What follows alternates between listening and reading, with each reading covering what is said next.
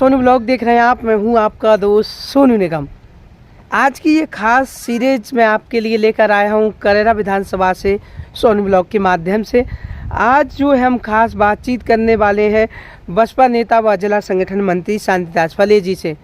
दरअसल वर्ष 2023 में चुनाव होने हैं और चुनाव से ठीक पहले राजनीतिक पार्टियां लगातार जो है अपने कार्यकर्ताओं को साधने का काम कर रही हैं, अपने कार्यकर्ताओं से मिलने का काम कर रही हैं। कांग्रेस बीजेपी लगातार कोई भारत जोड़ो यात्रा निकाल रहा है, तो कोई बीजेपी जो है लगातार कई प्रोग्राम कर रही है, किसी भी तरीके से जो है कार्यकर्ताओं को जो है मनाया जाए। आज हमारे साथ खास बातचीत में जुड़ेंगे शांतिदास फले जी और इनसे जानेंगे कि वर्ष 2023 को लेकर ये किस प्रकार से देखते हैं। हमारे साथ खास बातचीत में जुड़ चुके हैं शांतिदास फले जी। सर कैसे हैं आप? ठीक है सोनू जी, बहुत बहुत धन्यवाद आपका कि आपने इस सबसे पहले मैं चाहूँगा कि आप सोनू ब्लॉग के माध्यम से अपना परिचय जो है दें। जी, मेरा नाम शांतिदास फले है और मैं बहुजन समाज पार्टी का जिला संगठन मंत्री के पद पर कार्यरत हूँ। और आने वाले 2023 चुनाव के लिए मैंने पार्टी से चुनाव की टिकट की मांग भी रखी है और बहुजन समाज पार्टी अगर मुझको इस विधानसभा के लिए उम्मीदवार बनाती है तो मैं बहुजन समाज पार्टी के आशीर्वाद से जरूर चुनाव लड़ूंगा। सबसे पहला ही मेरा सवाल है, पिछले उपचुनाव में देखा गया था कहीं ना कहीं जो बसपा का जो वोट बैलेंस था वो कांग्रेस की तरफ शिफ्ट हो गया था, इस पर क्या कहेंगे? देखिए सोनू जी, आपने जो सवाल किया वो ठीक है तो मैं मानता हूँ, लेकिन इस बात को अगर देखा जाए तो बहुजन समाज पार्टी कहीं किसी प्रकार से कमज़ोर नहीं है। पिछली बार जो चुनाव हुआ, जो उपचुनाव में जो बहुजन समाज पार्टी का वोट कांग्रेस की तरफ गया है, कहीं ना कहीं लोगों की कुछ अपेक्षा उनके बीच रही हैं और कुछ विकास के मुद्दे थे और कुछ तमाम बातें ऐसी जो बहुजन समाज पार्टी उन बातों को नहीं कर पाई, लेकिन उन्होंने उस बातों को कांग्रेस की तरफ देखा होगा, तो इसलिए जो बहुजन समाज पार्टी का जो वोट है उस तरफ चला गया। या हो सकता है कि हमारे जो नेता या हमारी पार्टी के कहीं छोटी बहुत कमियां रही होंगी, उसके माध्यम से भी हो सकता है। लेकिन हम इस बात को कतई नहीं कह सकते कि बहुजन समाज पार्टी कमज़ोर है और बहुजन समाज पार्टी का वोट उपचुनाव में कांग्रेस की तरफ गया है। लेकिन आज क्षेत्र में इस बात को देखा जा रहा है कि बहुजन समाज पार्टी का जो भी वोट बैंक है वो वापस अपने परिवार में आ रहा है और दमदारी से आ रहा है। और आने वाले 2023 का जो चुनाव है उस चुनाव में बहुजन समाज पार्टी से दमदारी से चुनाव लड़ेगी। अब जो है चुनाव में कुछ ही समय बचा हुआ है, किस तरह से फील्ड में जा रहे हैं और कार्यकर्ता जो है भाजपा कांग्रेस या बसपा को लेकर क्या कुछ सवाल कर रहे हैं आपसे? देखिए, हमारा जो तैयारी है बहुजन समाज पार्टी की, हमारी सेक्टर की जो कमेटियां हैं या पोलिंग बूथ की जो कमेटियां हैं वो तैयार हो रही हैं और हमारे प्रदेशीय नेतृत्व के आधार पर बहुजन समाज पार्टी इस मध्य प्रदेश में चुनाव लड़ेगी। और हम लोग भी क्षेत्र में जा रहे हैं और लोगों से पार्टी की विचारधारा से जोड़ने का काम करा रहे हैं और लोगों को पार्टी की जो गाइडलाइन है उससे भी उनसे अवगत करा रहे हैं। हमारे जो कार्यकर्ता लगे हुए हैं और हमें उम्मीद है कि हमारा जो भी वोटर है वो ज़रूर लौट कर बसपा में आ रहा है और उनकी अपेक्षा और उम्मीद भी उनके हमारी बहुजन समाज पार्टी से जुड़ी हुई है, क्योंकि बहुजन समाज पार्टी का जो कार्यकर्ता है वो महापुरुषों से जुड़ा हुआ कार्यकर्ता है और कार्यकर्ता कभी नहीं चाहता है, हमारा वोटर कभी नहीं चाहता कि बहुजन समाज पार्टी हमारी पार्टी कमज़ोर हो या उसका वोट बैंक कमज़ोर हो। तो मुझे पूरी उम्मीद और विश्वास भी है कि लगभग इस करेरा विधानसभा का जो 46,000 जो वोट बहुजन समाज पार्टी को पड़ता था और इस वर्ष पुनः से ये वोट जैसा का जैसा वापस हमारी समाज का इस पार्टी के लिए आएगा। इतनी बात मैं आप लोगों को बताना चाहता हूँ। भाजपा कांग्रेस ये दावा कर रही है कि जो जाटा वोटर है वो अब उनका वोट हो गया है, बसपा का वोटर नहीं रहा है। लगातार कांग्रेस हो या बीजेपी के नेता ये दावा कर रहे हैं, इस पर क्या कहेंगे आप? नहीं, ऐसा कुछ नहीं है। ये तो देखो, नेता लोग कहती रहती हैं कि बसपा का वोट कांग्रेस में जाएगा, ये तो क्या उनकी बातें हैं। कांग्रेस जो झूठ की वादे करके या बीजेपी झूठ के वादे करके जनता को लुभाने का काम करती है, थोड़ी देर के लिए जनता मुड़ जाती है या वोटर मुड़ जाता है, लेकिन स्थायी तौर पर नहीं मुड़ता, क्योंकि हमारा मूवमेंटल वोट है। मैंने आपको बताया है कि हमारा वोट उपचुनाव में जो गया है कांग्रेस की तरफ वो थोड़ा बहुत चला गया, उसकी कुछ कारणवश रहा है, लेकिन हमें उम्मीद है कि ये वोट दोबारा वापस आएगा और हमारी पार्टी को मजबूती दिलाएगा। और हम ऐसा नहीं है कि हम भी कार्यकर्ता से बार बार उनके बीच जा रहे हैं, जुड़ रहे हैं और हम इस बात को विश्वास भी दिलाएं कि अगर इस प्रदेश के अंदर बहुजन समाज पार्टी की सरकार बनती है या करेरा विधानसभा से जो भी पार्टी का उम्मीदवार आता है, उसको पार्टी अपना मैंडेट देती है, चुनाव लड़ाती है, चाहे मैं हूँ चाहे किसी और को हो, तो मैं बहुजन समाज पार्टी का निष्ठावान कार्यकर्ता होने के नाते एक पद भी है मेरे ऊपर, उस पदभार के आधार पर मैं ये विश्वास के तौर पर ज़रूर कहता हूँ कि बहुजन समाज पार्टी कहीं किसी प्रकार से कमज़ोर नहीं है और मध्य प्रदेश में दमदारी से चुनाव लड़ेगी। हमारी देखिए सोनू जी, आज इस मध्य प्रदेश के अंदर बीजेपी है और सत्ताधारी पार्टी है, तो मैं आप लोगों को स्पष्ट तौर से बता दूं कि बीजेपी ने इस देश के अंदर 2014 से सत्ता में आई है सेंट्रल गवर्नमेंट में, तो जनता के साथ उसने जो वादे किए थे, चाहे 15 लाख का वादा हो, चाहे रोज़गार का वादा हो, चाहे हमारे किसान की वादा हो, और चाहे हमारी जो भी हमारे देश की उन्नति के लिए, तो उन्होंने सिर्फ झूठ के ऊपर सरकार बनाई है।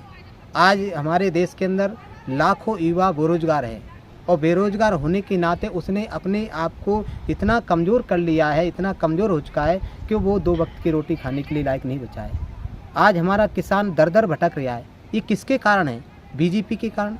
आज हमारी महंगाई इतनी चरम सीमा पर पहुंच चुकी है कि जो सिलेंडर के दाम 400 रुपये हुआ करते थे, आज वो 1100 रुपये हैं। आज मैं आम आदमी की बात करूं, उसको खाने के लिए लाले पड़ रहे हैं, लेकिन हमारे जो सत्ताधारी पार्टी के लोग हैं, जो मलाई खाकर उनकी चर्बी इतनी मोटी हो चुकी है कि उन्हें देश के हालात दिखाई नहीं दे रहे हैं। देखिए सोनू जी, मैं एक बात और स्पष्ट तौर से बता दूं, इसके साथ साथ जो बीजेपी के साथ साथ जो कांग्रेस है, वो भी कहीं छुपी नहीं है। उसने भी अपने पार्टी के स्वार्थ के लिए और धन्ना सेठों के स्वार्थ के लिए उन्होंने अपने विधायकों से लेकर जनपदों से जिला पंचायत को बेचने का काम किया है। तो ये इनकी रणनीतियाँ है, ये सिर्फ जनता को गुमराह करने का काम करते हैं और कुछ नहीं करते हैं। और जब केंद्र में सेंट्रल गवर्नमेंट में बीजेपी की सरकार है और जब यहाँ पर मध्य प्रदेश में 2018 में कांग्रेस की सरकार बनी, तो कमलनाथ ने कहा कि भाई हम किसानों का कर्ज माफ़ करेंगे। उन्होंने कहा भाई युवाओं को रोज़गार देंगे। उन्होंने कहा भाई हम समुदाय की नौकरी को परमानेंट करेंगे, अतिथियों की परमानेंट किया जाएगा, आंगनबाड़ी को। लेकिन कहीं ना कहीं ये झूठ बोलने का काम करती है, ये जनता से छल करने का काम करती हैं। तो इसके कांग्रेस और बीजेपी दोनों ही दोषी पार्टियां हैं, जो हमेशा उन्होंने इस लोगों का शोषण करने का काम किया है। मैं तो इतना ज़रूर कहूँगा कि हमारे उत्तर प्रदेश में बहुजन समाज पार्टी की सरकार बनी, तो बहन जी ने एक वर्ग की नहीं बल्कि समूचे वर्ग को साथ लेकर, चाहे वो हमारा किसी भी वर्ग का, किसी भी धर्म का, किसी भी जाति का व्यक्ति हो, उन्होंने बहन जी की सबको साथ लेकर उस प्रदेश को बेहतर प्रदेश बनाने का काम किया था। लेकिन प्रदेश में बीजेपी की गवर्नमेंट रही और कांग्रेस की गवर्नमेंट रही, और आज यहाँ पर जो स्थानीय तौर पर देखा जाए, जो करेरा विधानसभा सीट है, तो यहाँ पर 2-2 एमएलए कांग्रेस के बने, बीजेपी के बने। लेकिन आज आप देखो भ्रष्टाचारी की कितनी चरम सीमा पर पहुँच चुका है।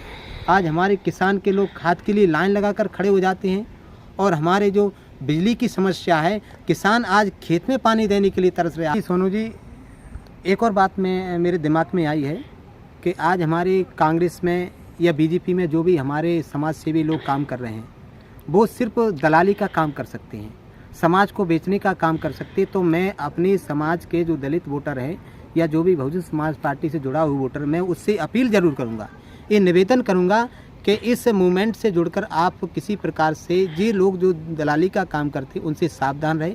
कहीं ना कहीं वो अपने निजी स्वार्थ के लिए काम कर रहे हैं, तो हमें अपनी पार्टी के लिए काम भी करना है। और दूसरी बात सोनू जी, मैं ये आप लोगों को बता दूं, आज मध्य प्रदेश में बीजेपी गवर्नमेंट है, उन्होंने विधायक एमएलए को खरीद कर सरकार बनाई है, लेकिन इसमें कहीं ना कहीं कांग्रेस बहुत ज़्यादा दोषी है। भाई आपने जनता के साथ वादे करके सरकार बना ली, फिर आप ही उस सरकार को गिराने का काम करते हैं। और आज जब सरकार गिर गई है और बीजेपी की सरकार बनी है, तो मैं आप लोगों को बता दूं कि बीजेपी की सरकार बनने के बाद आज विपक्ष में सबसे ज़्यादा एमएलए कांग्रेस के बने, लेकिन वो किसान की आवाज़ को क्यों नहीं उठाते। आज राहुल गांधी जी यात्रा कर रहे हैं, भाई किस लिए यात्रा कर रहे हैं आप लोग? आपने किसानों की आवाज़ क्यों नहीं उठाई? या हमारे ज्योतिरादित्य सिंधिया जी हैं, उन्होंने कहा था कि भाई हम अतिथियों के लिए सड़क पर उतर जाएंगे, मैं अपने पद के लिए काम नहीं कर रहा हूँ। लेकिन आज उन्होंने उन सारी बातों को भूल चुके हैं। लेकिन मैं इतना ज़रूर कहता हूँ कि बहुजन समाज पार्टी की सरकार जिस दिन मध्य प्रदेश में बन जाएगी, या मध्य प्रदेश की जनता जिस दिन बहुजन समाज पार्टी पर विश्वास जता देगी, तो मैं इतना ज़रूर आप लोगों को बता दूं कि इस मध्य प्रदेश की जो आज हालत है, उस हालत कभी बेकार नहीं जाएंगे। और जनता के साथ मान सम्मान और उसके स्वाभिमान को बरकरार रखकर, हमारी बहन बेटियों के स्वाभिमान की रक्षा करके इस मध्य प्रदेश को हम बेहतर। करेरा विधानसभा से हमारा एमएलए बनता है, तो आज जो दोनों एमएलए ने या कांग्रेस बीजेपी एमएलए हमारे जनता के साथ जो घोर अन्याय किया हो या उनके साथ न्याय नहीं कर पा रहे हैं, तो मैं इतना ज़रूर बता दूं कि बहुजन समाज पार्टी का एमएलए तो इतना खास एमएलए बनता है कि वो जनता के सुख दर्द तो क्या इस प्रदेश के लिए नहीं बल्कि इस करेरा विधानसभा को इतना अच्छा विधानसभा बनाने का काम करेगा, चाहे हमें तन मन धन क्या हमें जी जान लगाने की कोशिश क्यों ना करना पड़े। शांतिदास जी, लगातार हम देखते हैं आप कभी आंगनवाड़ी का मुद्दा उठाते हैं, कभी अतिथि शिक्षकों का मुद्दा उठाते हैं, लगातार जो समाज सेवा का काम कर रहे हैं, इसे आप किस प्रकार से देखते हैं? सोनू जी, मैं आपको बता दूं, क्योंकि मैं लंबे समय से इस क्षेत्र में रहा हूं और लंबे समय से मैंने सामाजिक कार्य भी किया हो, चाहे धर्म का काम हो, चाहे अतिथियों का मुद्दा हो, चाहे आंगनबाड़ी का हो। मैंने बार बार इस बात को प्रदेश सरकार से भी अपनी बात को रखा हैगा, वीडियो के माध्यम से भी और व्यक्तिगत माध्यम से भी अपने लोगों के बीच जाता हूं तो कहता हूं कि भाई अपनी मांगों को आप रखो। और आज आंगनबाड़ियों के साथ जो शोषण किया जा रहा है, आप बताइए कि मात्र उनको 4,000 रुपये वेतन मिलता था, अब उन्होंने 10,000 रुपये कर दिया है। तो भाई इससे 10,000 रुपये से उन आंगनबाड़ियों का खर्चा वह नहीं हो पाता है। और अतिथि शिक्षक जो लगातार हमारे कई वर्षों से सेवा दे रहे हैं, भाई वो प्रदेश सरकार ने उनसे वादे किए थे भाई तुमको परमानेंट किया जाएगा, लेकिन आज उनके साथ फिर भी अन्याय किया जा रहा है। तो ऐसा क्यों करते? आप लोग इसके प्रति नीति बनाइए, उनको परमानेंट करने का काम करिए, उनके भविष्य की कोई नीति बनाकर जिससे उनका जीवन सफल हो सके। तो मैं तो समाज से जुड़कर तो रहता हूँ, लेकिन जो क्षेत्रीय मुद्दे रहती हैं तो मैं उनके साथ भी अपनी भागीदारी निभाता हूँ। और चाहे मैं इस क्षेत्र से चुनाव लड़ूँ या मैं विधायक बनूँ या नहीं बनूँ, लेकिन फिर भी मैं हमेशा इस क्षेत्र की जनता के साथ जुड़कर रहूँगा। और ये थे हमारे साथ खास बातचीत में शांतिदास फले, जिला संगठन मंत्री बसपा हैं, संभावित प्रत्याशी भी हैं बसपा से। साफ तौर पर आरोप प्रत्यारोप की राजनीति थी और जो पॉइंट उन्होंने कहे वो पॉइंट कहीं ना कहीं करेरा विधानसभा की दशा और दुर्दशा के लिए ठहराता है। कांग्रेस बीजेपी को लेकर जब सवाल किया गया तो साफ तौर पर उनका कहना था कि एक ही थाली के चट्टे बट्टे हैं, एक चम्मच से वो खाते हैं, दूसरे चम्मच से वो खाते हैं। कांग्रेस विधायक बेचने का काम करती है तो बीजेपी विधायक खरीदने का काम करती है। कांग्रेस पर आरोप लगाते हुए उन्होंने कहा कि कांग्रेस अपने विधायक बेचती है, अपने जिला पंचायत बेचती है, अपने जनपद बेचती है, पार्षद बेचती है, यहाँ तक कि अपने कार्यकर्ताओं को तलक बेच देती है यदि उनको पैसे मिले तो। कांग्रेस आज मध्य प्रदेश में विधानसभा में विपक्ष बनी हुई है, लेकिन विपक्ष की जो भूमिका है वो नहीं निभा रही है। यदि उन्हें बसपा से यदि विधायक बनाया जाता तो यदि वो सत्ता में नहीं आ पाए तो विपक्ष में रहकर जो है ईंट में से ईंट बजाने का काम करेंगे और जो मुद्दे हैं उनको बड़े पैमाने पर उठाएंगे। आप इस वीडियो को किस प्रकार से देखते हैं हमें कमेंट सेक्शन में ज़रूर बताइए। शांतिदास फले जी के सवालों से आप कितने सहमत हैं, जवाबों से कितने सहमत हैं, हमें कमेंट सेक्शन में ज़रूर बताइए। आप देख रहे थे सोनू ब्लॉग, मैं हूं आपका दोस्त सोनू निगम। वीडियो यदि पसंद आया हो तो ज़्यादा से ज़्यादा शेयर कीजिएगा।